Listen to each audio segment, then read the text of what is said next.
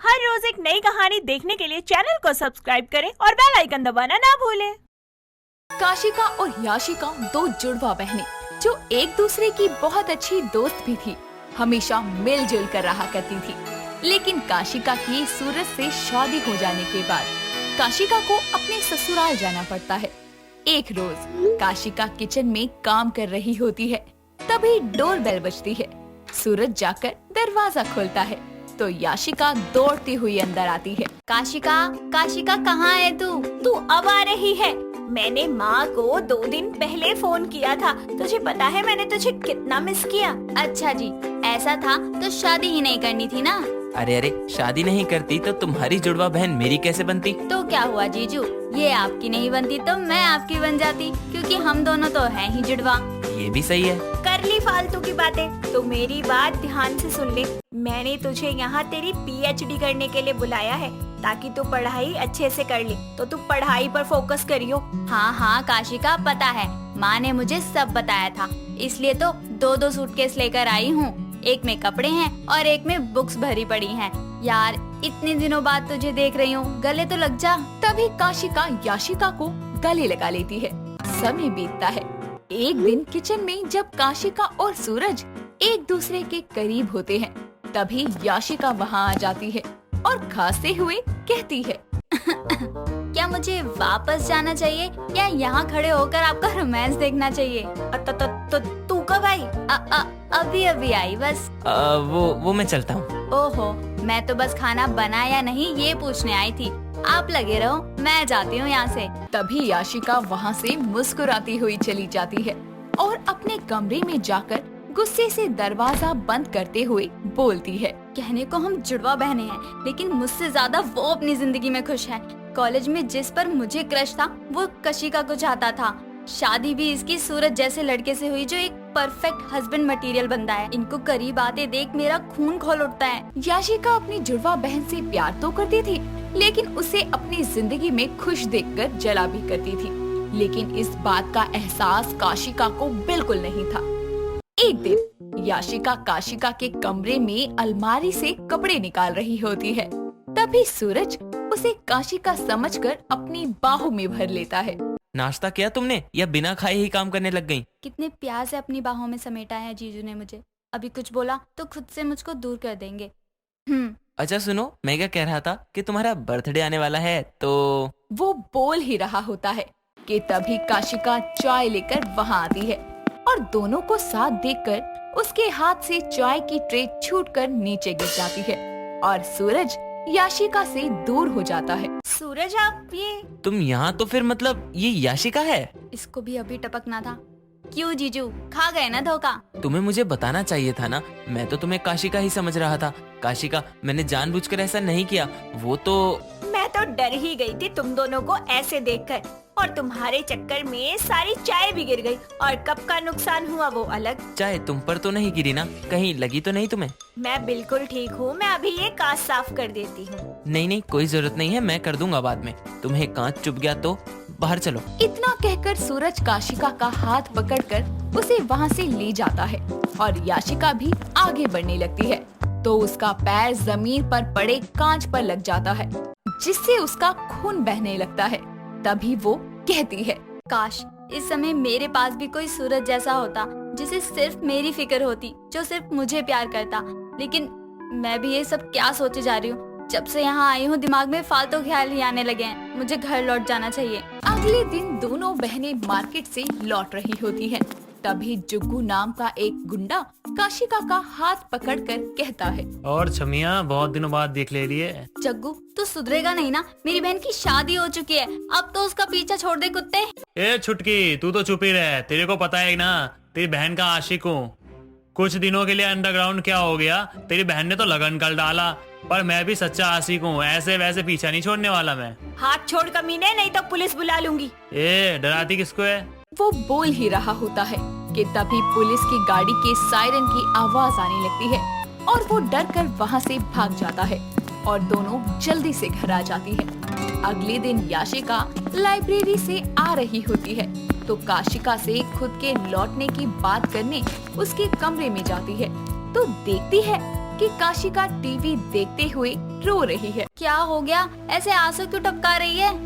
देखा, इस खड़ूस सास ने अपनी बहू का सौदा कर दिया। हाय राम, नाटक के पीछे रो रही है। पागल ये असली में थोड़ी होता है, वो तो बस एक्टिंग कर रहे हैं पगली। फिर भी यार, ऐसा मेरे साथ हो मैं तो मर ही जाऊं। अच्छा तू बैठ, मैं शरबत बना कर लाती हूँ। इतना कहकर वो किचन में चली जाती है और सौदे के बारे में सुनकर याशिका अपना दिमाग चलाते हुए खुद से कहती है, मैं क्यों करूँ अपने जाने की बात इससे, जब मैं इसकी जगह लेकर यहाँ रह सकती हूँ। मैं इसका सौदा कर इसे कहीं और भेजकर इसकी जिंदगी को अपना बना सकती हूँ। लेकिन ये सब होगा कैसे? वो सोचने लगती है कि तभी उसे जग्गू का ख्याल आता है और वो तुरंत उसे कॉल कर मिलने जाती है। तू मेरी बहन से प्यार करता है ना? अगर मैं उसे तेरे पास ले आऊँ तो तू जो मांगेगी अपुन तेरे को देगा। ठीक है, मैं तुझे काशिका सौंप दूंगी। बदले में तुझे मुझे 5 लाख रुपए और काशिका को इस शहर से दूर ले जाने का वादा करना होगा। तू मुझे अपनी बहन का सौदा करने आई लिए क्या? तुझे इससे क्या मतलब? तुझे काशिका चाहिए तो कल 10 बजे नुक्कड़ वाली दुकान से उसे उठवा लियो। जग्गू उसकी बात मान जाता है और उसी समय उसे 5 लाख रुपए देता है। अगले दिन काशिका का बर्थडे होता है। सुबह याशिका उसे कुछ लेने के बहाने नुक्कड़ वाली दुकान पर भेज देती है, जहां से एक गाड़ी आकर उसे बेहोश कर वहां से ले जाती है और यहाँ आशिका साड़ी पहनकर काशिका की जगह ले लेती है। उधर काशिका एक बंद कमरे में बंधी झटपटा रही होती है और जग्गू को सामने देखकर कहती है, मतलब मुझे किडनैप कर तूने अपने गुंडे होने का सबूत दे दिया। काय को इतना मचमच कर दे ली है? तेरी जुआ बहन है ना, उसी ने तेरा सौदा किया था मेरे साथ, इसलिए अपुन तेरे को उठा के लेके आए हैं इधर। खबरदार, जो मेरी बहन के लिए घटिया बकवास की तो। बकवास नहीं, सच कह रहा है। तेरे बदले में उसे रोकला भी दिया है। इतना कहकर वो याशिका को कॉल लगाकर कहता है, ओ छुटकी, तेरी बहन को अपन उठा के ले आया। हाँ तो अब उसको कहीं भी लेकर जा, लेकिन यहाँ वापस मत आने दियो। और हाँ, आज के बाद मुझे गलती से भी फोन मत करना। इतना कहकर वो कॉल कट कर देती है। ये सुनकर काशिका के पैरों तले जमीन खिसक जाती है। तो शाम होते ही उधर याशिका काशिका की तरह तैयार होकर अपनी बर्थडे पार्टी में आती है, जहां उसकी माँ और बहुत सारे गेस्ट भी आए होते हैं। सूरज प्यार से उसका हाथ पकड़कर उसे देखने लगता है। तभी उसकी माँ रेखा कहती है, ये याशिका कहाँ रह गई? यही तो हूँ माँ। ये मैंने क्या बोल दिया? अरे मैंने काशिका नहीं, याशिका कहाँ है ये पूछा। ओह, मुझे लगा काशिका कहाँ है। वो लाइब्रेरी से आने में थोड़ी देर हो जाएगी उसे, तो उसने कहा केक कटने के बाद ही आ पाएगी वो। सच में? लेकिन तुम्हारे बर्थडे पर वो समय पर ना आए, ऐसा कभी नहीं हुआ। चलो कोई नहीं, तू केक काट, मेहमान इंतजार कर रहे हैं। याशिका कैंडल्स ब्लो करने ही वाली होती है कि तभी वहाँ काशिका आ जाती है, जिसके चेहरे और हाथों पर खरोच के निशान होते हैं। उसे देखकर याशिका की आंखें फटी की फटी रह जाती है। तभी काशिका अपने घर वालों को याशिका की सच्चाई और सौदे के बारे में सब बताती है। ये सुनकर सूरज काशिका के पास जाता है और रेखा याशिका को जोरदार थप्पड़ मारती है। बेशरम, अपनी ही जुड़वा बहन का सौदा करते हुए तुझे शर्म नहीं आई? तुमने मेरी काशिका का सौदा करने की हिम्मत भी कैसे करी? मैं जैसे तैसे वहाँ से निकलकर भाग आई। मैंने कभी नहीं सोचा था कि मेरी जुड़वा बहन मुझसे इतनी नफरत करती होगी और मेरा सौदा करने से पहले एक बार भी नहीं सोचेगी। अपनी हरकत से शर्मिंदा होकर याशिका कुछ नहीं कह पाती, जिसके बाद से उसका परिवार उससे सारे रिश्ते खत्म कर देता है। अनीता और श्रेया दोनों दिल्ली शहर की रहने वाली गुप्ता खानदान की बेटियां थी। दोनों ही बेहद खूबसूरत और समझदार थी। अनीता को खाना बनाने का बहुत शौक था। वो तरह तरह का खाना बनाना जानती थी। तो दूसरी तरफ श्रेया को नाच गाने का बहुत शौक था और श्रेया काफी मजाकिया किस्म की भी लड़की थी। दोनों बहनें एक दूसरे से बहुत प्यार करती थी। इसलिए अनीता की शादी के बाद भी अनीता श्रेया को ज्यादातर अपने ससुराल में ही बुलाकर रखती थी। ऐसे ही एक दिन अनीता का पति सिद्धार्थ श्रेया से पूछता है, सुनो साली साहिबा, तुम्हारे बाल वाकई बहुत सुंदर हैं। ये तुम्हें किससे मिले हैं? तुम्हारी मम्मी से या पापा से? जहाँ तक मेरा ख्याल है, मुझे ये बाल मेरे पापा से मिले हैं। वो क्यों? क्योंकि उनके सर के बाल गायब हैं। श्रेया की ये बात सुनकर सिद्धार्थ बहुत जोर जोर से हंसने लगता है और उससे कहता है, यार तुम तो वाकई में बहुत मजाक किया हो। मुझे सच में नहीं पता था कि तुम ऐसी होगी। फिर कैसी लगती हूँ मैं आपको? मुझे तो बस यही लगता था कि तुम बिल्कुल अपनी बहन की तरह होगी, सीधी सादी सी। पर तुम तो बहुत ही ज्यादा कमाल की हो। थैंक यू जीजू, आप भी बहुत अच्छे हैं। ऐसे ही वक्त गुजरता रहता है और उनके दरमियान और ज्यादा नजदीकियां बढ़ जाती है। एक दिन श्रेया कुछ खामोश सी अपने कमरे में बैठी होती है। सिद्धार्थ को उसकी चिंता होती है तो वो उसके पास जाकर उससे पूछता है, क्या बात है श्रेया, तुम यहाँ ऐसे अकेले क्यों बैठी हो? सब ठीक तो है ना? हाँ हाँ सब ठीक है, बस मन कुछ अजीब सा हो रहा है तो यहाँ आ गई। खैर मेरी छोड़िए, अपनी बताइए, आपका दिन कैसा रहा? मेरा दिन तो अच्छा गुजरा, बाकी तुम बताओ। मेरा भी अच्छा ही गुजरा। सिद्धार्थ श्रेया को ऐसे मायूस देखकर बहुत परेशान हो जाता है। इसीलिए वो श्रेया का मूड ठीक करने के लिए एक जोक सुनाता है। सुनो, पता है आज ऑफिस में मेरे दोस्त ने एक कहानी सुनाई थी। अच्छा मुझे भी सुनाइए। ठीक है, दो शराबी दोस्त गाड़ी चला रहे थे। अच्छा फिर क्या हुआ? बताता हूँ। एक चिल्लाया, अबे दीवार है आगे, आगे दीवार है। तभी गाड़ी दीवार में घुस गई। ओ, फिर क्या हुआ? अगले दिन दोनों अस्पताल में। पहला दोस्त, मैं चिल्लाकर कह रहा था ना आगे दीवार है, तूने सुना क्यों नहीं? इसके बाद क्या हुआ? बताता हूँ। दूसरा दोस्त, अबे बेवड़े, गाड़ी तू ही चला रहा था, मैं नहीं। क्या बात है, बहुत अच्छे। सिद्धार्थ श्रेया के होठों पर हंसी देखकर बहुत ही खुश हो जाता है, मानो जैसे उसके दिन भर की थकान खत्म हो गई हो।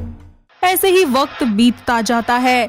श्रेया का अपने जीजा के प्रति आकर्षण बढ़ने लगता है। वहीं सिद्धार्थ भी श्रेया को हर छोटी बड़ी बात और जरूरत से ज्यादा ख्याल रखने लगता है। श्रेया के मन में ये गलतफहमी आ जाती है कि कहीं न कहीं सिद्धार्थ भी उसे पसंद करता है और उसे प्यार भी करता है। ऐसे ही एक दिन वो अपने जीजा से कहती है, जीजू आप ऐसा क्यों कर रहे हो? मतलब क्या है तुम्हारा? आप अच्छे से जानते हैं कि मेरे कहने का क्या मतलब है। देखो श्रेया, मैं तो बस तुम्हारा ख्याल रखता हूँ और कुछ नहीं।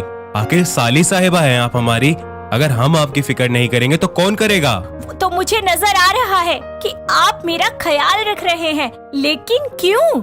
क्योंकि मैं तुम्हें ऐसे दुखी नहीं देख सकता। देखिए, आपको मेरी इतनी चिंता करने की कोई जरूरत नहीं है। मुझे कुछ ठीक नहीं लगता ये सब। लेकिन क्यों? इसमें गलत क्या है? आप समझते क्यों नहीं है? आपको ये सब मेरे साथ नहीं बल्कि दीदी के साथ करना चाहिए। मैं तुम्हारी बहन का भी ऐसे ही ख्याल रखता हूँ श्रेया। तुम फालतू में ही चिंता कर रही हो, और वैसे भी तुम्हारा ख्याल रखना भी तो मेरा ही फर्ज है ना। देखिए, मैं आपको साफ साफ कहती हूँ, आपको मेरी चिंता करने की कोई जरूरत नहीं है। मैं अपना ध्यान खुद रख सकती हूँ। श्रेया की बातें सुनकर सिद्धार्थ को थोड़ा सा अटपटा लगता है। उसे लगने लगता है कि शायद वो श्रेया की लाइफ में ज्यादा ही दखल अंदाजी कर रहा है, जिसके चलते वो ये तय कर लेता है कि आज के बाद वो उससे बातें नहीं करेगा, न ही उससे ज्यादा हंसी मजाक किया करेगा और न ही ज्यादा उसके आसपास जाया करेगा। अपने लिए फैसले के मुताबिक सिद्धार्थ अब सुबह श्रेया के उठने से पहले ही ऑफिस चला जाया करता और शाम को देर से आता, और छुट्टी वाले दिन तो वो अपना सारा वक्त बाहर ही बिताया करता था। इन सब बातों का श्रेया पर बहुत असर होता है और वो परेशान होकर काफी इरिटेट हो जाती है। ऐसा करते करते सिद्धार्थ को काफी दिन बीत जाते हैं। एक दिन श्रेया सिद्धार्थ के पास जाती है और उससे बोलती है, सुनिए, मुझे आपसे कुछ बात करनी है। मेरे पास वक्त नहीं है बात करने का।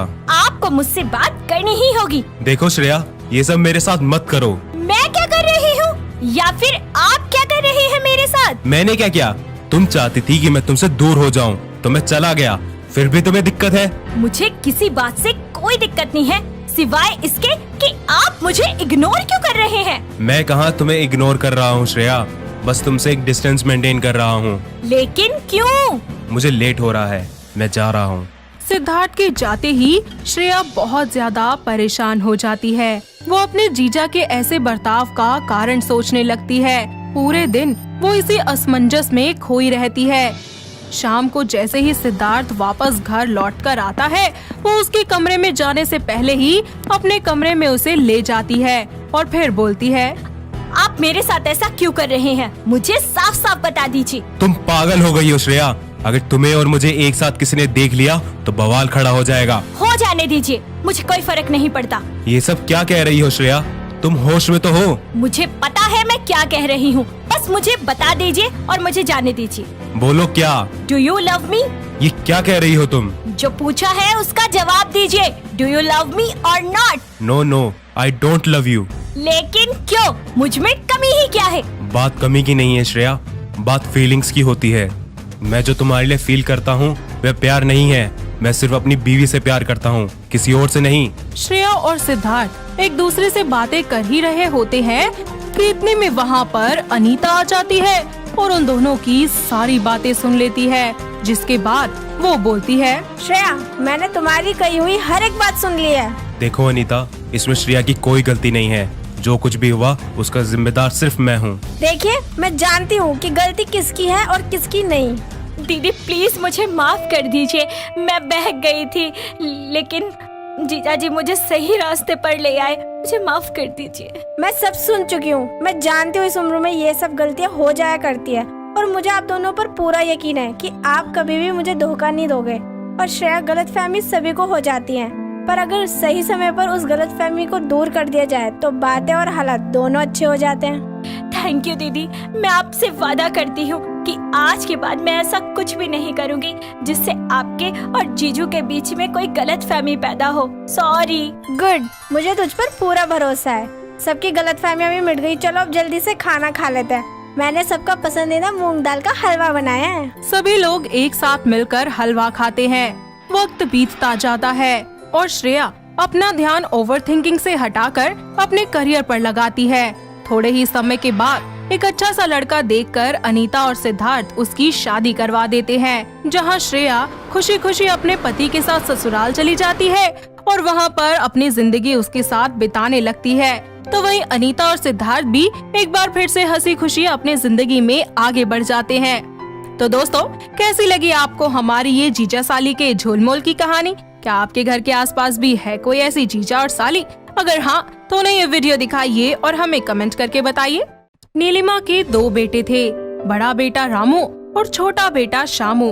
बड़े बेटे रामू की शादी ऋषिता नाम की एक बहुत ही सुलझी और समझदार लड़की से हो चुकी थी और शामू की शादी रावी नाम की एक खुले विचारों वाली अय्याश किस्म की लड़की से हुई थी। नीलिमा रावी को ज्यादा पसंद किया करती थी क्योंकि रावी उसकी नजरों में हमेशा ही अच्छी बनी रहती थी।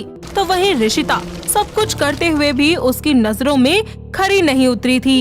इस बात का फायदा उठाकर रावी हमेशा नीलिमा के सामने उसके खिलाफ कोई न कोई षड्यंत्र रचती ही रहती थी।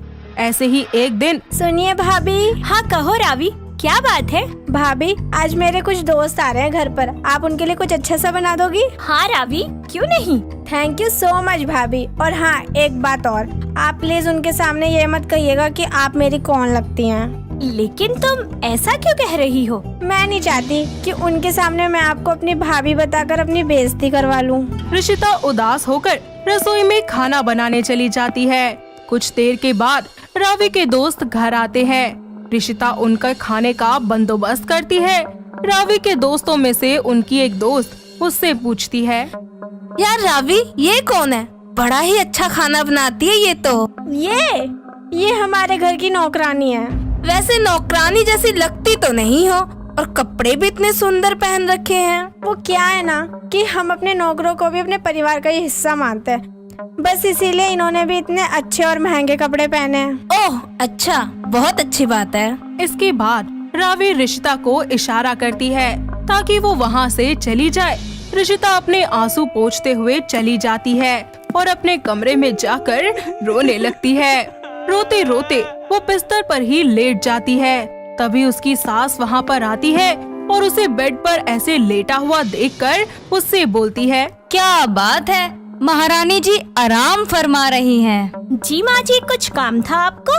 अरे नहीं नहीं, मुझे क्या काम होगा, काम तो सिर्फ आपको ही होते हैं। मुझे माफ कर दीजिए माँ जी, बताइए क्या काम है आपको? मुझे भूख लग रही है, तो खाने को कुछ मिल सकता है? अगर मिल सकता हो तो आपकी बड़ी ही कृपा होगी। जी माँ जी, मैं अभी लेकर आती हूँ।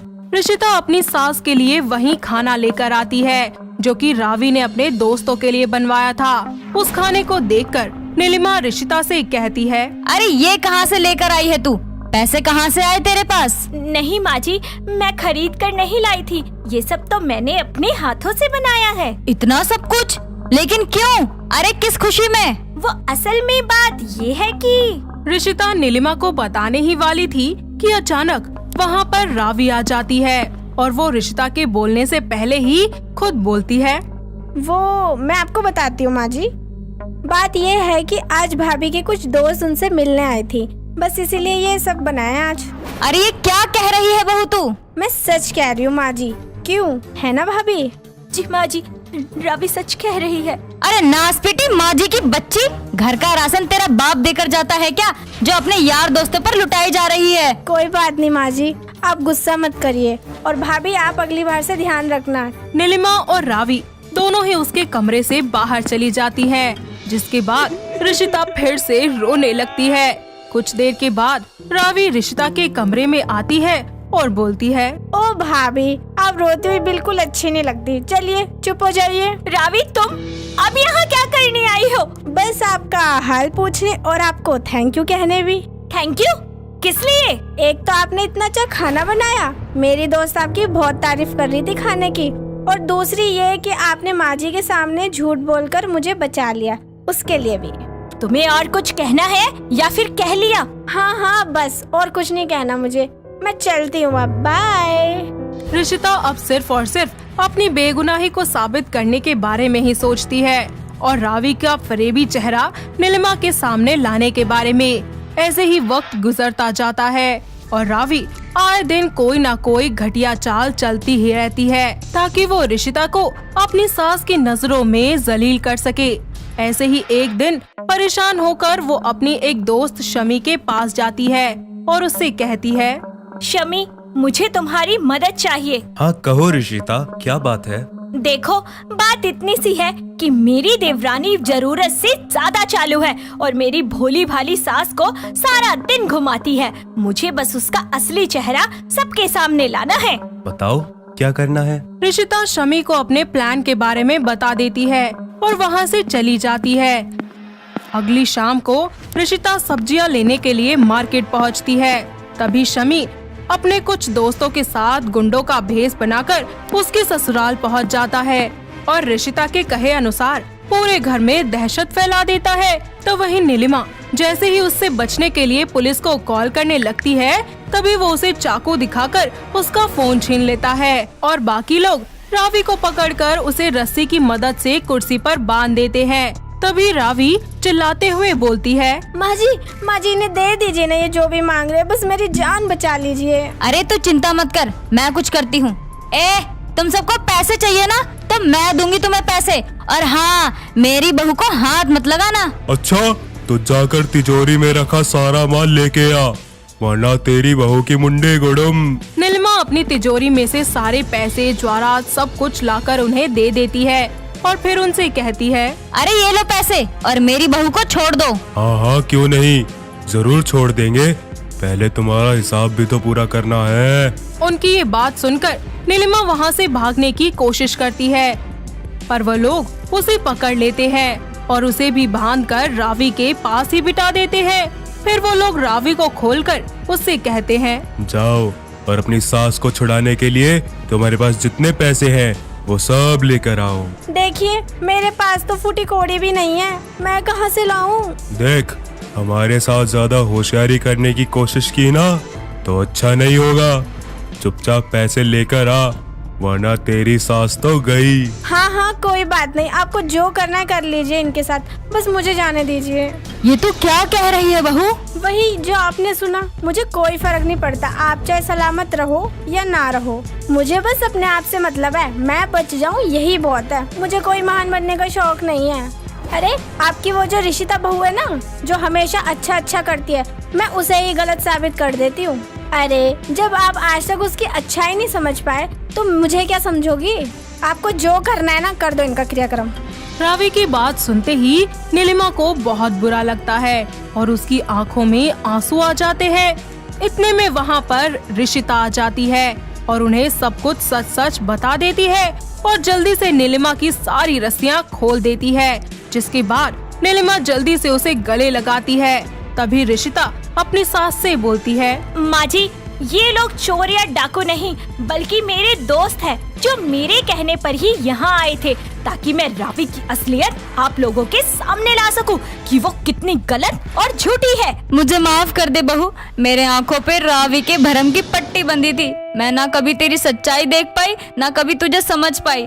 तू मेरी सच में गुनी बहू है और वो दोगली है, दोगली। इस तरह ऋषिता सभी के सामने अपनी बेगुनाही को साबित करके रावी का घटिया चेहरा सबके सामने ला देती है, जिसके बाद ऋषिता को घर की बड़ी बहू होने के सभी हक दिए जाते हैं। साथ ही रावी को जलील करके नीलिमा उसके मायके भेज देती है।